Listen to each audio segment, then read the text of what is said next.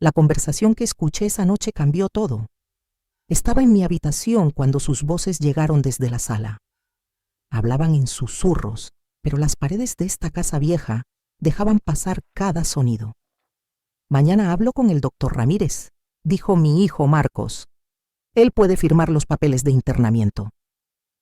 «¿Estás seguro de que funcionará?», preguntó Carolina, mi nuera. «Claro. Diremos que tiene demencia, que habla sola, que olvida las cosas. Con su edad nadie dudará». Me quedé inmóvil. El corazón me latía tan fuerte que pensé que lo escucharían desde allá.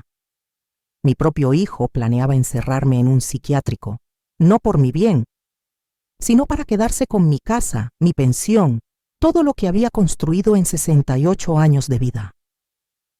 Lo irónico es que Marcos no sabía una cosa que cambiaría todo su plan.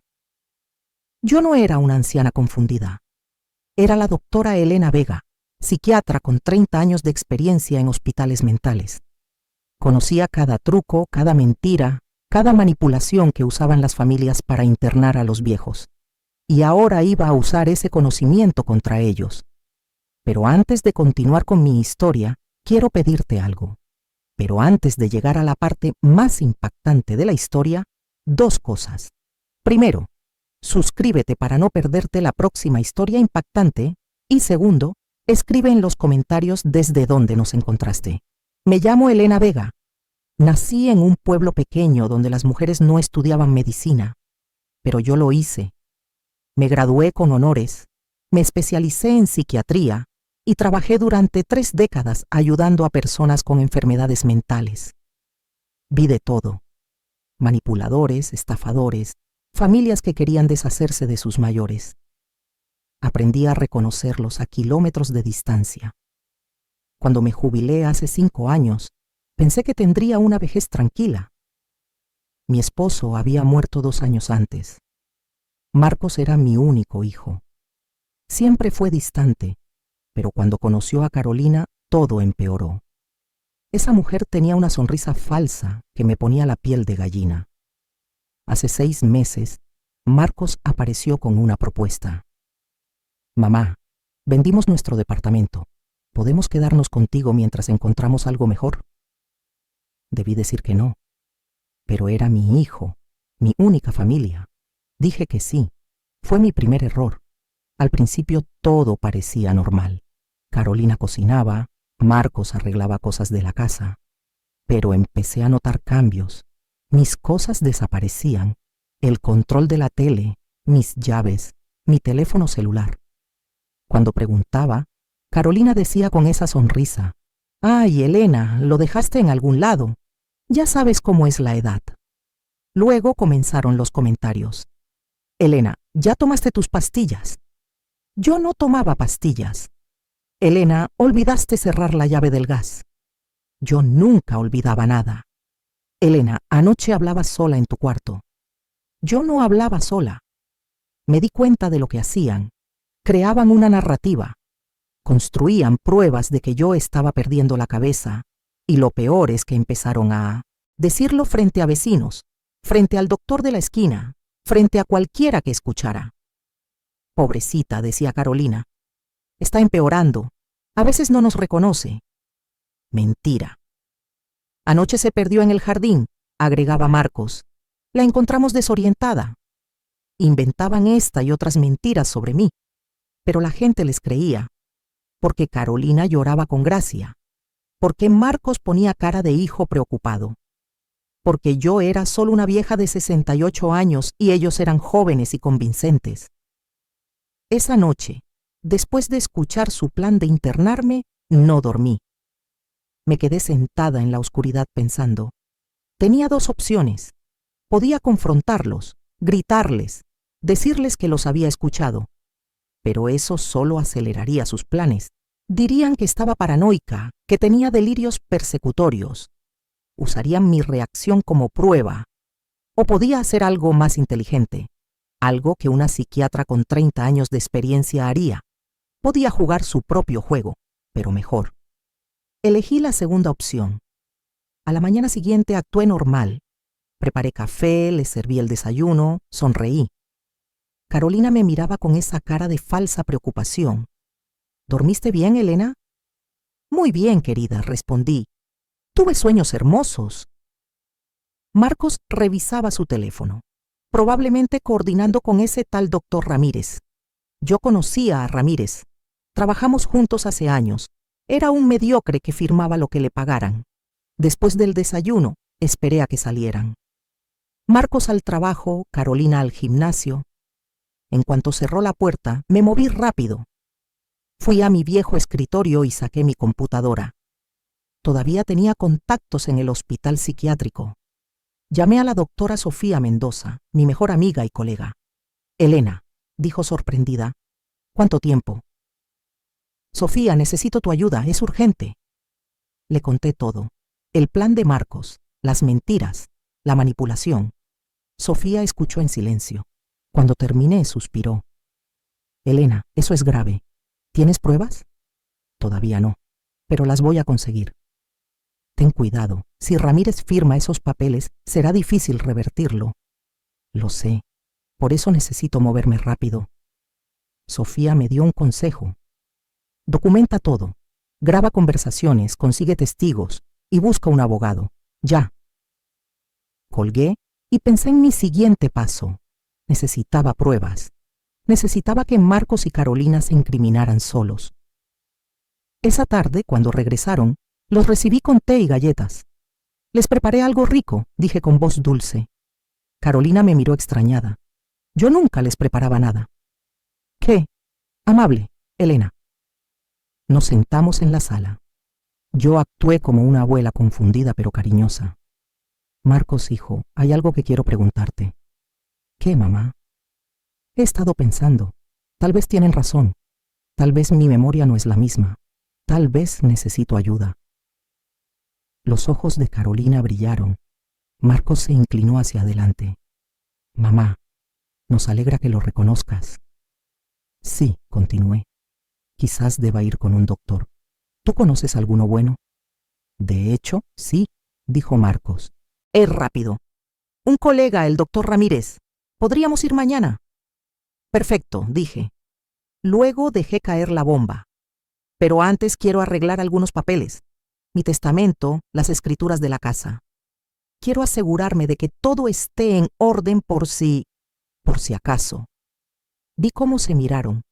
Fue solo un segundo, pero lo vi. Ambición, codicia. Estaban calculando cuánto valía todo. No te preocupes por eso ahora, mamá, dijo Marcos. No, hijo, insisto. Mañana voy al notario. Y luego vamos con tu doctor. Carolina se puso de pie. Elena, estás cansada. Deberías descansar. Tienes razón, querida. Me fui a mi cuarto, pero no descansé. En mi bolso llevaba un pequeño grabador que compré años atrás para entrevistas con pacientes. Lo coloqué bajo el sofá de la sala antes de irme. Esa noche volví a escucharlos, esta vez con más urgencia. Tenemos que acelerar todo, decía Carolina. Si va al notario y cambia el testamento, perdemos todo. Llamaré a Ramírez. Le diré que es una emergencia, que está en crisis. ¿Y si se niega a ir? La obligamos. Decimos que intentó lastimarse, que es peligrosa. Sonreí en la oscuridad. Los tenía. Todo estaba grabado. Al día siguiente actué mi mejor papel. Salí muy temprano, antes de que despertaran. Fui directamente al despacho del licenciado Torres, un abogado que me recomendó Sofía. Le mostré la grabación. Escuchó todo con expresión seria. Doctora Vega, esto es intento de fraude e internamiento ilegal. Podemos actuar. Aún no, dije. Necesito más. Necesito que se incriminen completamente. ¿Qué planea hacer?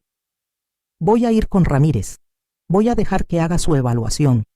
Y voy a demostrar que estoy completamente cuerda. Torres me miró preocupado. Es arriesgado. Soy psiquiatra, licenciado. Sé exactamente qué pruebas me harán y sé exactamente cómo pasarlas. Firmamos unos documentos. Torres sería mi representante legal. Si algo salía mal, él intervendría. Volví a casa al mediodía. Marcos estaba esperándome en la puerta. tenía cara de enojo. ¿Dónde estabas, mamá? Fui a caminar, hijo. ¿Pasa algo? El doctor Ramírez puede vernos hoy a las 3. Es importante. Claro, ahí estaré. Carolina salió de la cocina. Elena, preparé almuerzo. Debes comer algo. La comida olía raro. No sé qué le pusieron. Probablemente algún sedante suave para que me viera confundida frente a Ramírez. La empujé por el plato sin comerla. Gracias, querida, pero no tengo hambre. A las 3 en punto, salimos hacia el consultorio de Ramírez. Iba en el asiento trasero mirando por la ventana. Marcos y Carolina hablaban en voz baja adelante. Yo grababa todo con mi celular escondido en el bolso. El consultorio de Ramírez estaba en un edificio gris y frío. Subimos al 3er piso. La recepcionista nos hizo pasar de inmediato. Ramírez era tal como lo recordaba. Gordo, calvo, con esa sonrisa falsa de vendedor. Elena Vega dijo, ¿cuántos años? Doctor Ramírez, siéntate, por favor. Marcos y Carolina se quedaron de pie detrás de mí, como carceleros. Ramírez abrió una carpeta. Tu hijo me contó que has tenido algunos episodios. ¿Episodios? Pérdida de memoria, desorientación, comportamiento errático. Lo miré fijamente. ¿Eso le dijo? Entre otras cosas. Me incliné hacia adelante. Doctor Ramírez, ¿usted recuerda quién soy yo? Parpadeó. ¿Eres una paciente? No, soy la doctora Elena Vega. Trabajamos juntos en el Hospital San Rafael hace 15 años. Yo era jefa de psiquiatría. Usted era residente. Vi cómo se ponía pálido. Marcos y Carolina se tensaron. Yo recuerdo, tartamudeó. Entonces recordará que sé exactamente qué preguntas hace en una evaluación psiquiátrica y recordará que estoy perfectamente capacitada para responderlas. El silencio en el consultorio era denso. Ramírez miró a Marcos. Mi hijo tenía cara de pánico. Adelante, doctor, dije con calma. Haga su evaluación. Pregúnteme la fecha de hoy. Pregúnteme quién es el presidente. Pregúnteme que reste de 7 en 7 desde 100. Adelante. Ramírez tosió. Elena, o mejor, continué, podemos hablar sobre el Código de Ética Médica, sobre cómo es ilegal firmar un certificado de internamiento sin una evaluación real, sobre cómo podría perder su licencia. Marcos explotó. Mamá, basta. ¿Basta qué, hijo? ¿Basta de decir la verdad? Carolina tomó su bolso. Nos vamos, esto es ridículo. No, dije con voz firme. Se quedan, porque todavía no termino. Me puse de pie y saqué mi celular. Reproduje la grabación de la noche anterior. Mis voces llenaron el consultorio. Tenemos que acelerar todo. La obligamos. Decimos que es peligrosa. Carolina se quedó blanca. Marcos intentó agarrar mi teléfono, pero retrocedí. Esa grabación ya está con mi abogado, dije, junto con otras pruebas de su fraude. Ramírez se levantó. Yo no sabía nada de esto. Lo sé, doctor. Por eso no lo voy a demandar. Pero sugiero que escriba en ese expediente que la señora Elena Vega está completamente cuerda y que no hay justificación médica para ningún internamiento. Él asintió y empezó a escribir con manos temblorosas. Marcos me miraba con odio. Eres una víbora. No, hijo. Soy una sobreviviente. Salimos del consultorio en silencio. En el elevador, Carolina empezó a llorar. Lágrimas falsas. Por favor, Elena. Solo queríamos ayudarte. Mentira, querían mi casa y mi dinero. Marcos golpeó la pared del elevador. Eres tú quien está loca, paranoica. Entonces demándame, dije con calma. Ve ante un juez, presenta pruebas. Ah, espera, no tienes ninguna. Cuando llegamos a casa, fui directo a mi cuarto y cerré la puerta con llave. Los oí discutir en la sala. Gritos, acusaciones, muebles arrastrándose. Era música para mis oídos. Al día siguiente vendría lo mejor, el contraataque. A la mañana siguiente me desperté temprano. El sol apenas entraba por la ventana cuando escuché movimiento en la sala. Marcos y Carolina hablaban en voz baja. Abrí la puerta de mi cuarto con cuidado y me quedé escuchando. «Tenemos que irnos», decía Carolina. «Ella nos tiene contra la pared». «No podemos irnos así nomás», respondió Marcos. «Invertimos meses en esto». «¿Y qué sugieres? ¿Quedarnos para que nos demande?» «Hay otra forma, más directa». El tono de su voz me heló la sangre. No estaban planeando irse, estaban planeando algo peor. Me vestí rápido y salí de la habitación. Los dos se callaron cuando me vieron. Carolina tenía los ojos rojos. Marcos estaba pálido y tenso. «Buenos días», dije con calma. «Veo que madrugaron». «Mamá», empezó Marcos, «tenemos que hablar». «Estoy de acuerdo». Nos sentamos en la sala. Yo elegí el sillón donde había escondido la grabadora días atrás. La encendí con disimulo. Marcos respiró hondo. «Sé que ayer las cosas se salieron de control, pero tienes que entender. Solo queríamos lo mejor para ti». «¿Lo mejor para mí o para ustedes?» Carolina intervino con voz suave. «Elena, eres nuestra familia. Nos preocupamos por ti». «Si se preocuparan por mí, no habrían planeado encerrarme en un psiquiátrico». Marcos golpeó la mesa. «Porque estás enferma. ¿No lo ves? Ramírez no encontró nada malo en mí, lo sabes. Ramírez es un cobarde, pero hay otros doctores. Doctores que sí verán que necesitas ayuda». Ahí estaba. La amenaza real. No iban a rendirse. «Ya veo», dije. «Entonces esto no termina aquí». «Podría terminar», dijo Carolina, «si fueras razonable». «¿Razonable cómo? Firma la casa a nombre de Marcos. Hazlo heredero de todo y te dejamos vivir en paz». Me reí.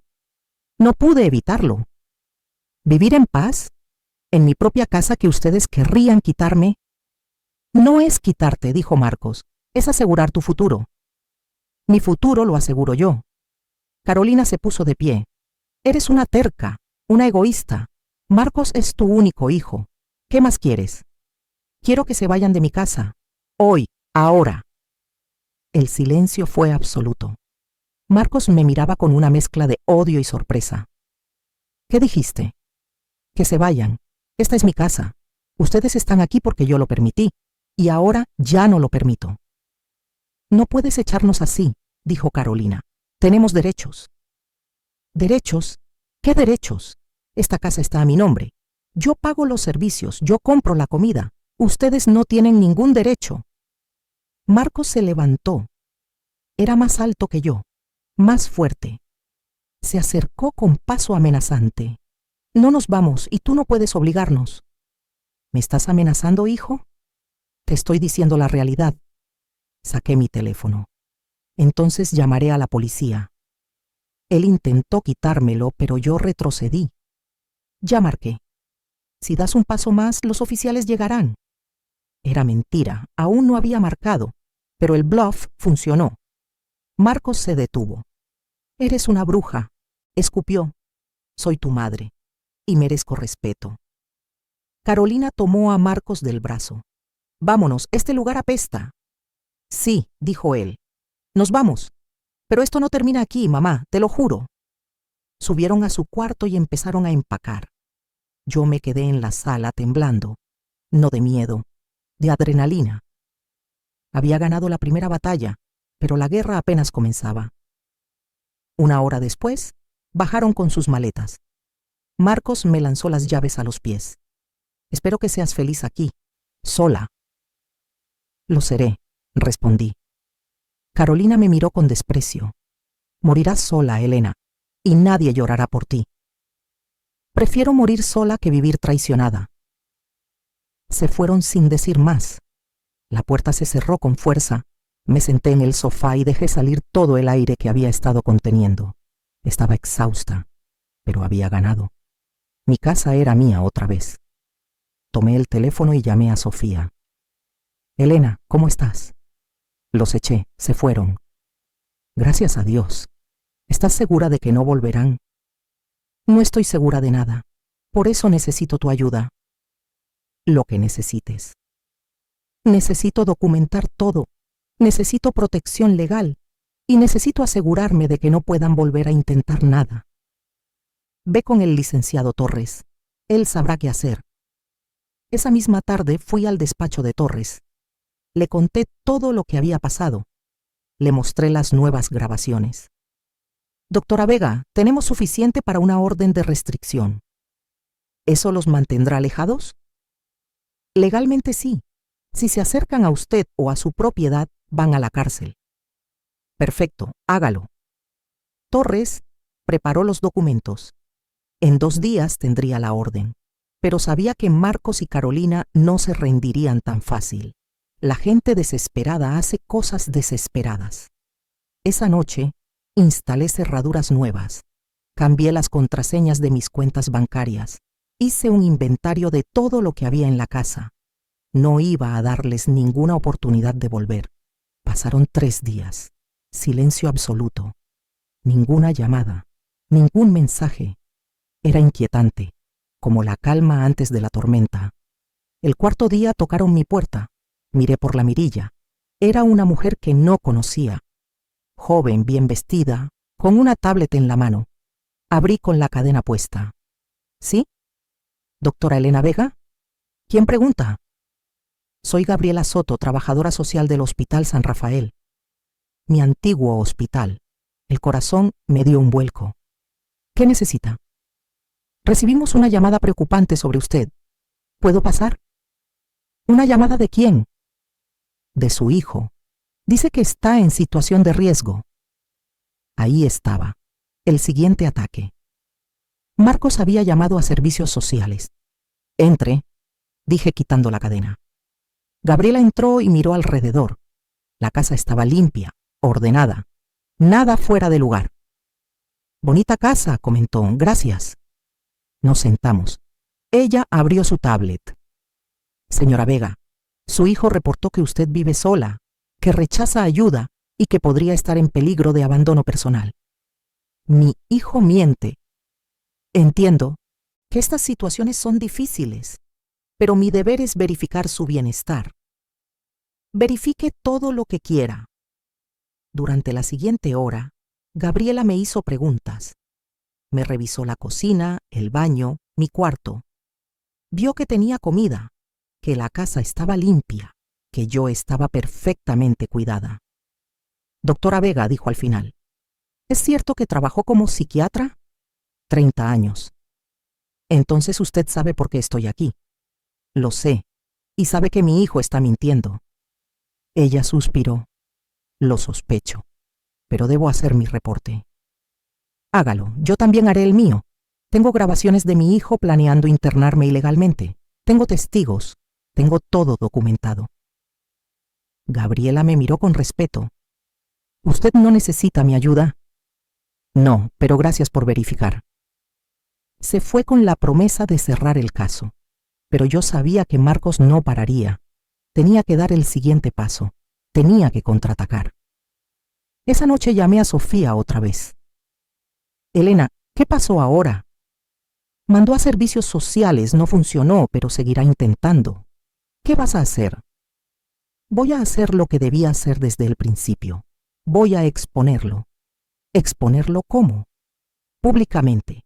Voy a contar mi historia. Y voy a asegurarme de que todos sepan qué clase de hijo tengo. Sofía guardó silencio.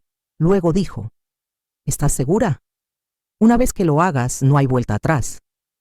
Estoy segura. Él declaró la guerra. Ahora voy a terminarla. Al día siguiente contacté a una periodista local, Patricia Ruiz.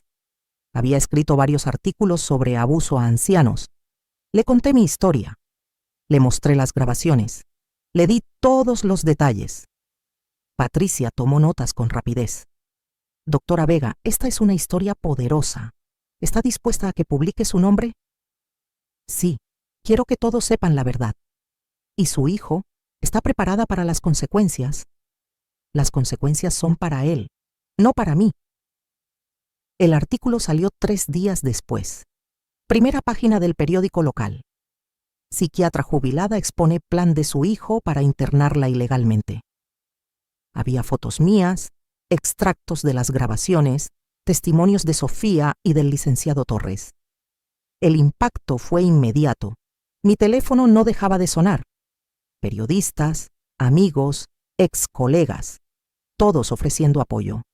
Algunos compartían sus propias historias de abuso familiar. Me di cuenta de que no estaba sola, que había miles de personas mayores viviendo lo mismo. Marcos llamó esa noche, estaba furioso. «Arruinaste mi vida», gritó. «Nadie me quiere contratar, todos piensan que soy un monstruo». «Eres un monstruo», respondí con calma. «Eres tú quien está loca. Inventaste todo. Tengo grabaciones, Marcos, evidencia. Tú mismo te incriminaste. Te vas a arrepentir de esto. La única que se arrepiente aquí eres tú, porque ahora todos saben quién eres realmente». Colgó. No volvió a llamar, pero Carolina sí lo hizo, una semana después. Su voz era diferente, suave, casi llorosa. «Elena, por favor, tienes que ayudarnos». ¿Ayudarlos? Después de todo, Marcos perdió su trabajo. Nadie nos renta un lugar. Estamos viviendo en el coche. No es mi problema. Por favor, sé que nos equivocamos, pero no merecemos esto. No lo merecen. Ustedes querían encerrarme en un manicomio, querían robarme todo. Lo sé, y lo lamento de verdad. ¿Lo lamentas? ¿O solo lamentas que no funcionó? Silencio. Eso pensé, dije. No vuelvan a llamar. Bloqueé sus números. Cambié mi número de teléfono. Instalé cámaras de seguridad alrededor de la casa. No iba a darles ninguna oportunidad de sorprenderme. Pasaron las semanas, luego los meses. La vida volvió a una rutina tranquila. Tomaba café en las mañanas, leía en las tardes, veía películas por la noche. Mi casa era mi santuario otra vez, pero había algo que no me dejaba en paz. Una parte de mí todavía pensaba en Marcos, no con cariño, sino con curiosidad. ¿Qué había salido tan mal? ¿En qué momento el niño dulce que crié se convirtió en el hombre que quiso destruirme? Una tarde, mientras ordenaba fotos viejas, encontré una de Marcos a los 10 años. Sonreía sin dientes, abrazado a un perro callejero que habíamos rescatado. En sus ojos había inocencia, bondad. ¿Qué le pasó? Tal vez fue la influencia de Carolina, o tal vez siempre estuvo ahí, esa oscuridad, esperando el momento correcto para salir. No importaba. El Marcos que yo conocí ya no existía, y la Elena que permitía abusos tampoco. Recibí una carta 2 meses después, sin remitente. La abrí con cuidado. Era de Marcos. «Mamá, sé que no quieres saber de mí, y lo entiendo, pero necesito que sepas algo. Me divorcié de Carolina. Tenía razón sobre ella. Era manipuladora. Me usó, y cuando las cosas se pusieron difíciles, me dejó. Estoy solo ahora, sin trabajo, sin casa, sin nada. No te pido que me perdones, solo quiero que sepas que finalmente veo la verdad. Fuiste la única que realmente me amó, y yo lo arruiné todo. Lo siento, mamá, lo siento de verdad». Leí la carta 3 veces. Busqué señales de manipulación, de mentira, pero el tono era diferente.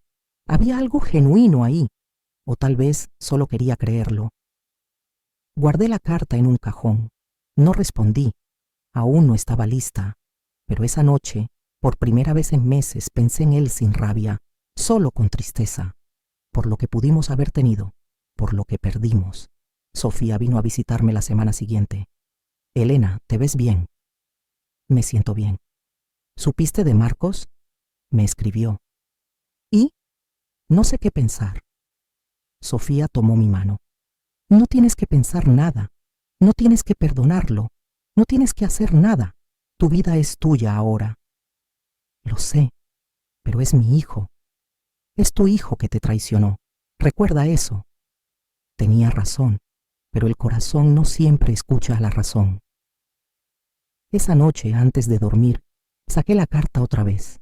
La leí, y por primera vez dejé que las lágrimas salieran, no por Marcos, sino por la madre que fui, por la mujer que creyó en el amor incondicional y aprendió que incluso ese amor tiene límites. Guardé la carta y apagué la luz. Mañana sería otro día, un día donde yo elegiría mi paz por encima de todo, porque al final eso era lo que había ganado. No venganza, no justicia poética, solo paz. Y eso valía más que cualquier cosa. Los meses pasaron lentamente después de recibir la carta de Marcos. Cada día era una batalla entre mi mente y mi corazón. La mente me decía que olvidara, que siguiera adelante. El corazón me susurraba que era mi hijo, que tal vez merecía una segunda oportunidad. Pero no hice nada. No respondí la carta, no busqué a Marcos, simplemente viví. Y por primera vez en mucho tiempo, vivir era suficiente. Mi casa se convirtió en un lugar de paz. Sofía venía a visitarme cada semana. Traía vino, comida y buenas conversaciones. A veces hablábamos de medicina, de nuestros años en el hospital. Otras veces simplemente nos sentábamos en silencio, disfrutando de la compañía. Elena me dijo un día, te ves diferente, más ligera. Me siento diferente, admití, como si me hubiera quitado un peso de encima. Y Marcos, no sé. A veces pienso en él, pero ya no duele como antes. Sofía sonrió. Eso es sanación. Tenía razón, estaba sanando. No de la traición, esa cicatriz siempre estaría ahí, sino de la necesidad de ser querida por alguien que no sabía cómo querer. Una tarde, mientras regaba las plantas del jardín, vi un coche detenerse frente a mi casa. Era viejo, abollado, con el parabrisas roto. Del lado del conductor bajó un hombre delgado, con barba descuidada y ropa arrugada. Era Marcos. Me quedé paralizada con la manguera en la mano. Él se acercó despacio, como quien se acerca a un animal herido. «¡Mamá!», dijo con voz ronca. No respondí. Solo lo miré. Se veía demacrado. Había perdido peso. Tenía ojeras profundas y las manos le temblaban. «Sé que no quieres verme», continuó. «Sé que no merezco estar aquí, pero necesitaba verte». «¿Para qué?». Mi voz salió más fría de lo que esperaba. «Para decirte que tenías razón, sobre todo. Ya me lo dijiste en la carta. No es lo mismo. Necesitaba decírtelo en persona. Mirarte a los ojos y decirte que lo siento, que arruiné todo, que fui un hijo horrible». Las lágrimas empezaron a correr por su rostro. No eran lágrimas de manipulación, eran reales. Podía verlo en sus ojos, en la forma en que se quebraba su voz. «¿Qué quieres de mí, Marcos?». «Nada. Solo que sepas que me arrepiento, que si pudiera regresar el tiempo, haría todo diferente. Pero no puedes. Lo sé». Nos quedamos en silencio. El agua de la manguera seguía corriendo, mojando mis zapatos. La apagué. «¿Dónde vives?», pregunté. «En el coche, hace 3 meses». «¿Y Carolina?». «Se fue con otro, un tipo con dinero. Supongo que encontró lo que buscaba». «¿Tienes trabajo?». «No. Nadie me contrata después del artículo». Parte de mí sintió satisfacción. Él había causado esto, merecía las consecuencias. Pero otra parte, la parte que todavía era madre, sintió dolor. «¿Has comido?». Me miró sorprendido. «¿Qué?». «Que si has comido hoy». «Yo no». Suspiré. «Espera aquí». Entré a la casa y preparé 2 sándwiches. Cuando salí, Marcos seguía en el mismo lugar, como si tuviera miedo de moverse. Le di el plato. «Come». «Gracias», susurró. Nos sentamos en las escaleras del pórtico. Él comió con avidez, como quien no ha comido en días. Yo solo observaba. Este hombre roto frente a mí era mi hijo, la persona que había cargado en mi vientre, que había amamantado, que había criado con tanto amor. ¿En qué momento todo se había perdido? «Marcos», dije cuando terminó de comer, «necesito que entiendas algo. Lo que sea. No puedo perdonarte todavía. Tal vez nunca pueda. Lo que hiciste fue imperdonable». Él asintió. «Lo sé». pero eres mi hijo, y aunque quisiera odiarte no puedo, así que voy a ofrecerte algo. Sus ojos se iluminaron con una chispa de esperanza. No es dinero, aclaré. No es una habitación en mi casa. No es volver a como éramos antes. ¿Entonces qué? Te voy a dar una dirección. Es un centro de rehabilitación para personas en crisis. Ofrecen trabajo, techo y comida a cambio de labor comunitaria. Un amigo mío lo dirige. Mamá, no es caridad, es una oportunidad, la única que te voy a dar. Lo que hagas con ella depende de ti. Entré a la casa y escribí la dirección en un papel. Se lo di junto con algo de dinero para gasolina. Gracias, dijo con voz quebrada. No me lo agradezcas. Demuéstrame que valió la pena. Marcos se quedó mirándome. Luego, lentamente, se acercó. Pensé que iba a abrazarme, pero solo tomó mi mano y la apretó. Voy a demostrártelo, lo juro. Los juramentos son baratos, Marcos. Las acciones valen. Se fue sin decir más. Vi cómo su coche desaparecía por la calle. No sabía si volvería a verlo. No sabía si realmente iría al centro, pero había hecho lo que pude hacer. El resto dependía de él. Esa noche llamé a Roberto, mi amigo que dirigía el centro. Elena, qué sorpresa. Roberto, te voy a enviar a alguien. Es mi hijo. Le conté la historia completa. Roberto escuchó sin interrumpir.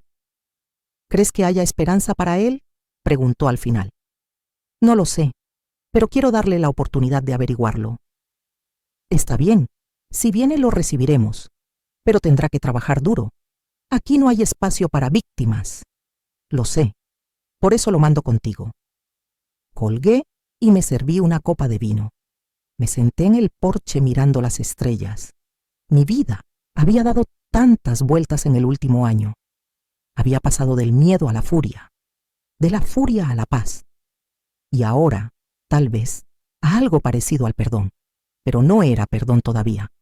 Era solo una grieta en el muro que había construido alrededor de mi corazón. Una grieta pequeña, pero suficiente para dejar entrar un poco de luz. Pasaron 2 semanas. Roberto me llamó.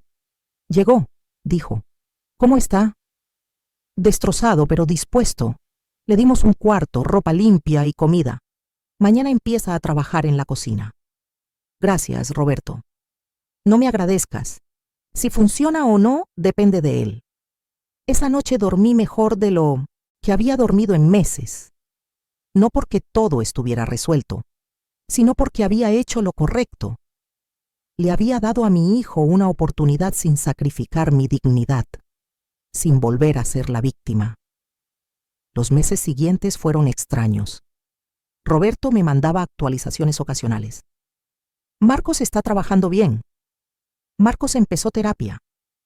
Marcos ayudó a organizar la despensa. Pequeños pasos.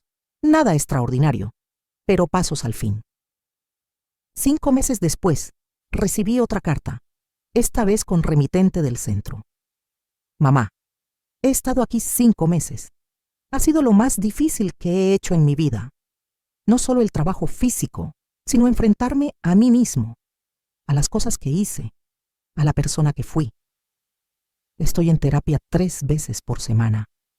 Hablo sobre ti, sobre Carolina, sobre cómo dejé que la codicia me destruyera. No estoy pidiendo perdón. Solo quiero que sepas que estoy tratando de ser mejor. No por ti, por mí. Porque me di cuenta de que si no cambio ahora, moriré siendo el hombre que traicionó a su madre. Y no quiero ser ese hombre. Gracias por darme esta oportunidad. No la voy a desperdiciar. Leí la carta varias veces. Había algo diferente en sus palabras. Madurez. Responsabilidad. Ya no era el Marcos que culpaba a otros. Era alguien que finalmente miraba al espejo. Guardé la carta con la primera. 2 cartas. 2 versiones de mi hijo. Tal vez algún día habría una tercera. Una donde nos sentáramos juntos y pudiéramos hablar sin dolor. Pero no tenía prisa. Había aprendido que sanar no tiene calendario. 1 año después de haberlo visto en mi jardín, Marcos llamó. Era la primera vez que escuchaba su voz desde ese día. Mamá, Marcos, ¿puedo visitarte? Roberto dice que estoy listo, pero solo si tú quieres. Respiré hondo. ¿Qué esperas de la visita? Nada, solo verte. Tal vez tomar café, hablar. ¿Sin agenda oculta? Sin agenda oculta. Está bien, el sábado a las 3. Colgué con el corazón acelerado. ¿Había hecho bien? ¿O estaba abriendo una puerta que debía permanecer cerrada? Sofía me dijo que confiara en mi instinto. Has estado bien todo este tiempo. Si sientes que es correcto, hazlo, pero con límites claros. El sábado llegó rápido. A las 3 en punto tocaron la puerta. Abrí. Marcos estaba ahí, pero no era el hombre demacrado que había visto un año atrás. Este Marcos tenía peso saludable, cabello corto y limpio, ropa simple pero limpia, y algo más importante, sus ojos eran diferentes. Ya no había desesperación, había calma. Hola, mamá. Hola, Marcos, pasa. Entramos a la sala. La misma sala donde un año atrás habían planeado mi destrucción. Pero ahora se sentía diferente, más ligera. Gracias por recibirme, dijo sentándose. De nada. ¿Café? Por favor.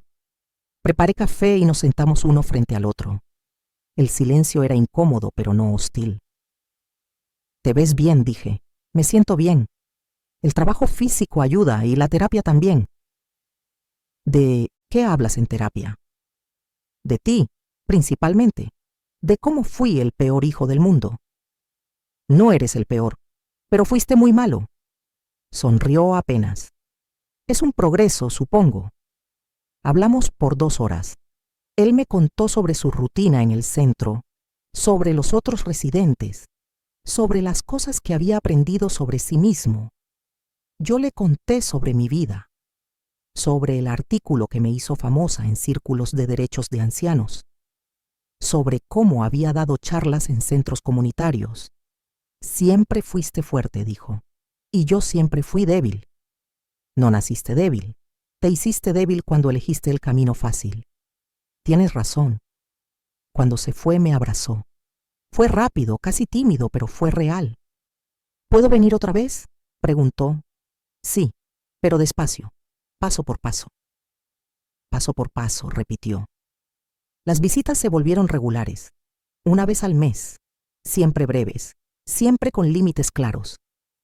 No hablábamos del pasado cada vez. A veces solo tomábamos café y hablábamos de cosas triviales, películas, noticias, el clima. Reconstruir una relación después de tanta traición era como armar un rompecabezas con piezas faltantes. Nunca sería perfecto. Siempre habría huecos, pero podía ser algo. Algo pequeño pero real. 2 años después del día en que lo eché de mi casa, Marcos consiguió un trabajo estable, nada glamoroso. Era encargado de almacén en una empresa pequeña, pero era honesto, era suyo. Me llamó para contármelo. Mamá, conseguí trabajo. Me alegro por ti. Voy a rentar un cuarto, pequeño, pero es mío. Es un buen comienzo. Todo es gracias a ti. No, es gracias a ti. Yo solo abrí la puerta. Tú fuiste quien caminó. Hubo un silencio. Luego dijo algo que me sorprendió. ¿Puedo invitarte a cenar? Cuando tenga mi lugar, quiero cocinarte algo. Por primera vez en años, sonreí pensando en mi hijo. Me encantaría. Un mes después, fui a su cuarto. Era pequeño, como había dicho. Un colchón en el suelo, una mesa plegable, una cocina eléctrica de 2 hornillas. Pero estaba limpio, organizado. Tenía fotos en la pared. Una de ellas era de nosotros 2 cuando él tenía 8 años. No sabía que tenías esa foto, dije. La guardé siempre, incluso en los peores momentos. Cocinó pasta con salsa de tomate. Simple pero hecha con cuidado. Comimos hablando de su trabajo, de sus planes. Por primera vez, no sentí el peso del pasado entre nosotros, solo el presente. Mamá, dijo cuando terminamos, sé que nunca podré compensar lo que hice. Sé que rompí algo que no se puede arreglar completamente. Pero quiero que sepas que cada día intento ser el hijo que merecías desde el principio. Las lágrimas llegaron antes de que pudiera detenerlas. No eran lágrimas de dolor, eran de alivio. De ver que el niño que crié, el niño bueno que pensé haber perdido, todavía existía. Enterrado, herido, pero vivo. Estoy orgullosa de ti, dije, y lo decía en serio. Nos abrazamos, un abrazo largo. El primer abrazo real en años. Cuando volví a casa esa noche, me senté en mi porche favorito. Las estrellas brillaban arriba. La brisa era fresca. Y por primera vez desde que todo empezó, sentí que la historia había terminado. No con un final perfecto. Los finales perfectos no existen, pero sí con un final honesto. Un final donde la justicia y la misericordia encontraron equilibrio.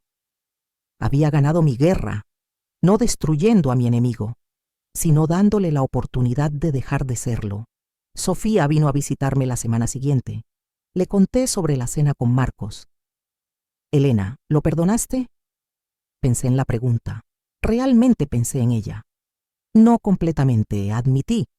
Tal vez nunca lo haga, pero aprendí algo más importante que el perdón. ¿Qué? Aprendí que puedo soltar la rabia sin olvidar. Puedo darle una oportunidad sin ser ingenua. Puedo amarlo sin confiar ciegamente.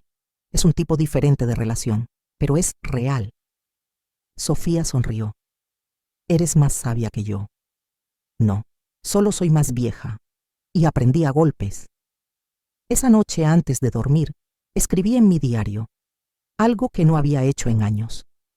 Hoy aprendí que la venganza más dulce no es destruir a quien te hirió, es verlo reconstruirse sabiendo que sobreviviste sin él. Es mantener tu dignidad mientras ellos pierden la suya. Y es tener la fuerza para darles una segunda oportunidad solo cuando lo merece, no cuando tú necesitas dártela. Marcos me traicionó, me quiso destruir, y casi lo logra. Pero no contaba con que yo era más fuerte.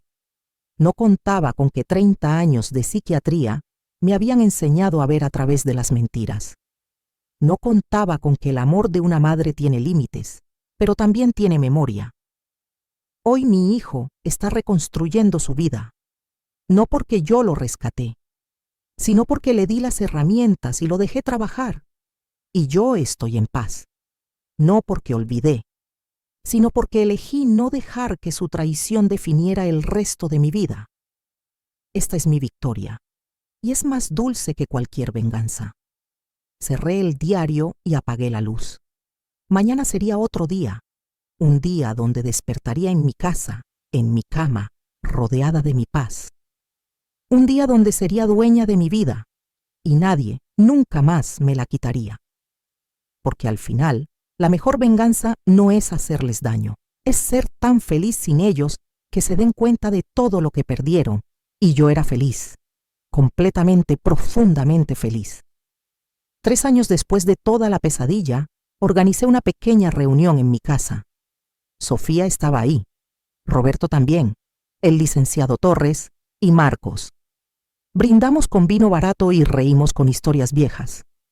Marcos se sentó a mi lado, callado la mayor parte del tiempo, pero presente. Antes de irse, me dio un sobre. Ábrelo cuando esté solo, dijo. Cuando todos se fueron, abrí el sobre. Dentro había un cheque. No era mucho, pero era algo, y una nota. Mamá, esto es parte de lo que te debo. No es dinero lo que te debo, es tiempo, respeto y amor, pero esto es un comienzo. Cada mes te mandaré lo que pueda hasta compensar aunque sea un poco el daño. No lo hagas por mí. Hazlo porque te lo mereces. No deposité el cheque. Lo puse en un marco en mi pared, como recordatorio. No de lo que perdimos, sino de lo que estábamos reconstruyendo. Y así, despacio, paso a paso, día a día, mi hijo y yo encontramos algo parecido a la paz. No era la relación que tuve con él cuando era niño. Esa se perdió para siempre, pero era una nueva relación, construida sobre verdad, sobre límites y sobre segundas oportunidades ganadas con esfuerzo. Nunca olvidaré lo que hizo. Las cicatrices están ahí. pero las cicatrices también demuestran que sobreviví, que fui más fuerte que mi dolor y que al final elegí vivir en lugar de consumirme en odio. Esa es mi historia, la historia de una madre que fue traicionada por su hijo, que pudo destruirlo pero eligió darle una oportunidad de redención, no por él, sino por ella misma, porque la mejor venganza es vivir bien, y yo vivo muy, muy bien.